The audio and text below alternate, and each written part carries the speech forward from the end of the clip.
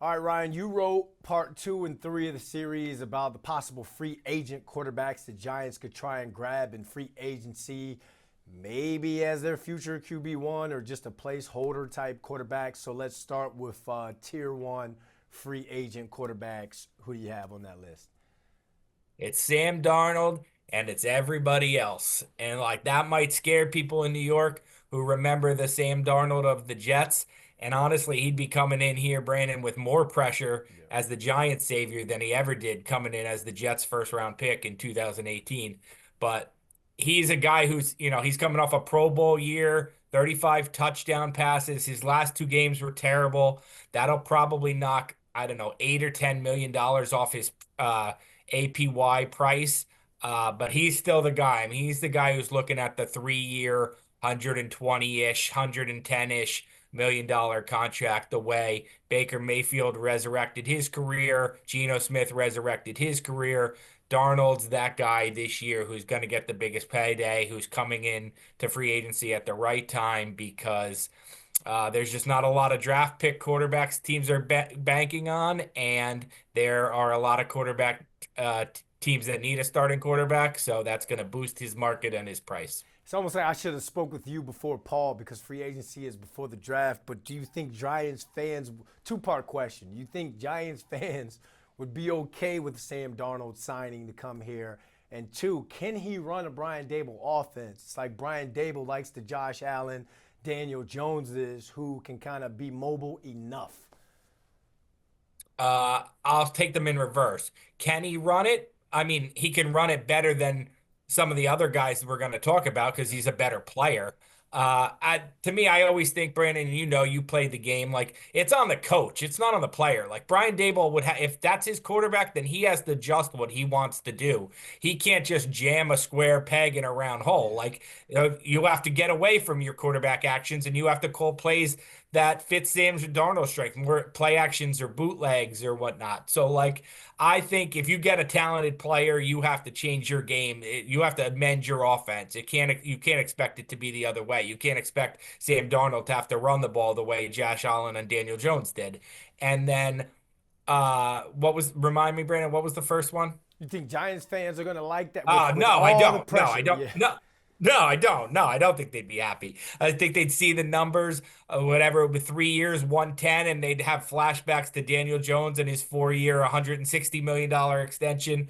Uh, I don't think so. And I think that's a little naive because I think like you've at least seen this guy have success last year with the Vikings, and you have no idea what Shador Sanders and Cam Ward would be. But I think the idea of handing out a big free agent contract to somebody who's a failed Jets quarterback would stick in the craw of Giants fans a little bit. Yeah, and I'm wondering like how they present that to a Malik Neighbors. It's like what does Malik Neighbors know about Sam Darnold? It's like probably the only thing he knows is this year, because what was he like 8 when Sam Darnold was a Jet? Here's what I would say to Malik Neighbors. If Justin Jefferson was okay with it, then you'd be okay with Okay. it. Yep. Yep. All right. I'll take that. So it's one of those things where I don't know. Ask Justin Jefferson the same way he was like I Yeah. don't know. Ask Ju- Dave's. Ask Justin. Yeah, Justin Jefferson had 103 for 1533 and 10 touchdowns. I think Malik Neighbors would be okay with that. The man said he just wants someone that can get him the ball. At 103, that's getting you the ball plenty. What other tier do we have? Is Sam Darnold the only tier one, or should we move on to tier two type quarterbacks? Well, I would just say, in terms of proven winners, there are other guys who might shake free. Would be Russell Wilson, who I asked Chris Sims, who I think is one of the smartest QB analysts out there, about. He doesn't think Russell Wilson's even going to be a starter in the league next year. Uh, there's Kirk Cousins, who I asked some people about. A salary cap expert in the league told me that he thinks Kirk Cousins is going to play for the league minimum and stick the Falcons with the bill the way Russell Wilson did last year for the Broncos. And the team most likely to take him would be the Browns because that's where his former offensive coordinator Kevin Stefanski is. And then, as Giants fans probably just perked up a little bit, that would open some things up for the Giants in the draft because the Browns have the number 2 pick. If they got Kirk Cousins, they wouldn't need to go to the draft. So that could shake some things up. Whether Cousins not coming to the Giants actually might be the good thing. And then Russell Wilson obviously is the guy He was through the Giants last year on a meeting. They didn't sign him. He had more options last year. Would he be more desperate? Would they be more desperate to pair up? And then there's like the Derek Carr, whose brother won a Super Bowl here behind Eli Manning. Would that attract him if he shakes free in New Orleans? And then Aaron Rodgers could shake free with the Jets. There is zero chance that he's going to the less talented of two New York teams. If he's not on the Jets, he's getting out of New York. Yeah, Russell Wilson loves positivity, and Giants fans nothing but positive right now. But that option, that tier one list. If I'm Brian Dable and I'm Joe Shane, obviously you have to kick the tires on it because you need to bring in a quarterback. But there's no sexy name out there. I mean, other than the Sam Darnold. But it's like you got PTSD if you're from the New York area thinking about Sam Darnold, and then like you said, those last two games that he played, it was just like, oh, that's the guy. So, but when we move on to the tier two quarterbacks, You're not going to like these it names gets any even better. worse. Yeah, yeah. So who do you have in tier two? So, well, the way I split it was guys who had been a proven winner, right? So Okay.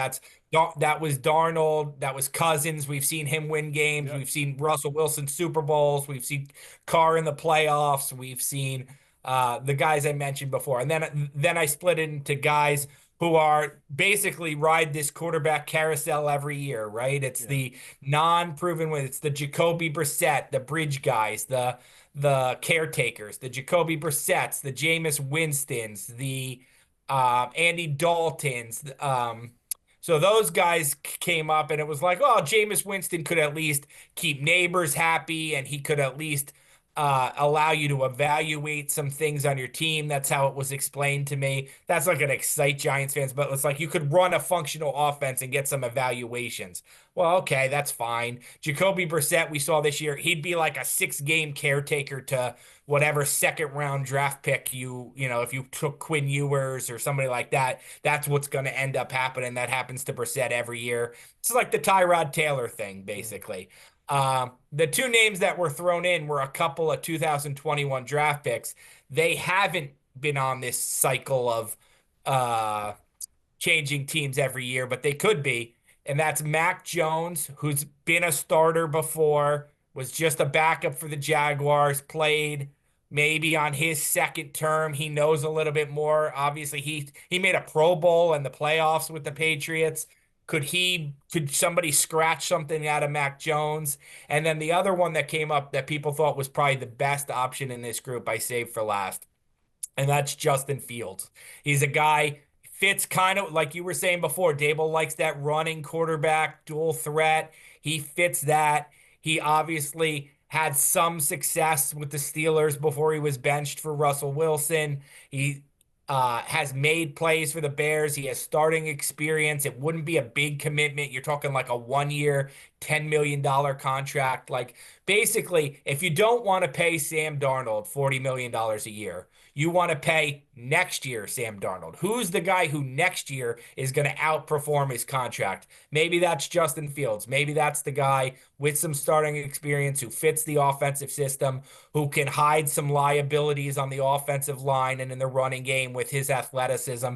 Maybe that's the guy, some sources said, who the Giants could squeeze more out of as like a 1 or 2 year answer while they wait for a better draft class. And you grab Justin Fields, that means that third pick, you can grab a dual Carter or probably a Travis Hunter to have another weapon for him to throw at. You're going to have to surround him with more than just a George Pickens and a Freiermuth. You're going to need a Malik Neighbors, a Travis Hunter, and you may even have to go grab somebody out in free agency. Like since you're saving some money on a Walmart deal Yeah. with Justin Fields, you can bring in more playmakers. I think this offense needs to continue to bring in playmakers, speed, guys that can catch it and go. But obviously, they need the quarterback to be able to evaluate the wide receiver and pass catcher position.